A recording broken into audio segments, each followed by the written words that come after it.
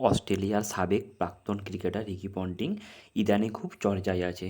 আজকে সে বিষয়ে আলোচনা করতে চলেছি। রিকি পন্টিং প্রথম আইপিএলে কেকেআরের হয়ে খেলা শুরু করেন। রিকি পন্টিং বর্তমানে একজন ক্রিকেট কোচ ও ধারাভাষ্যকার হিসাবে রয়েছেন।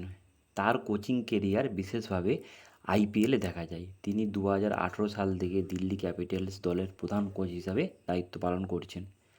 তার অধীনে দিল্লি ক্যাপিটাল 2020 সালে ফাইনালে পৌঁছায়, যা দলটির আইপিএলে ইতিহাসে অন্যতম সেরা সাফল্য।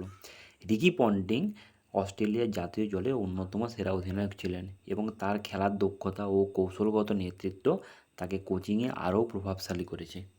পন্টিং ব্যাটসম্যান হিসেবে তার সময়ের অন্যতম সেরা ছিলেন এবং অস্ট্রেলিয়া দলকে বহু বছর ধরে তিনি নেতৃত্ব দিয়েছেন। কেকেআরের পরে পন্টিং এমআইতে খেলে এবং তারপর এমআইয়ের হয়ে কোচিং পদে নিযুক্ত হন। তারপর তিনি দিল্লি ক্যাপিটালের কোচিং পদে যুক্ত হন।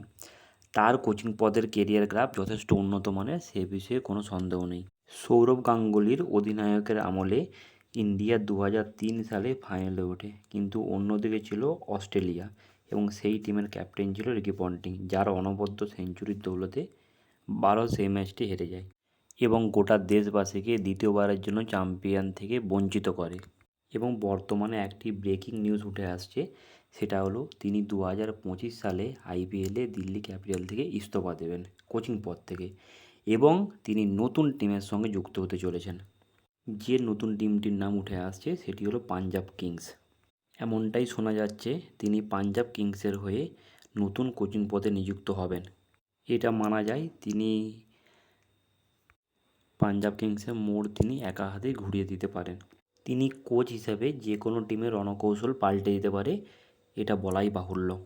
পন্টিং অস্ট্রেলিয়াকে দুটি বিশ্বকাপ 2003 সালে ও 2007 সালে জিতিয়েছেন এবং তার অধিনায়কত্বে অস্ট্রেলিয়া দল দীর্ঘদিন শীর্ষস্থান ধরে রাখে।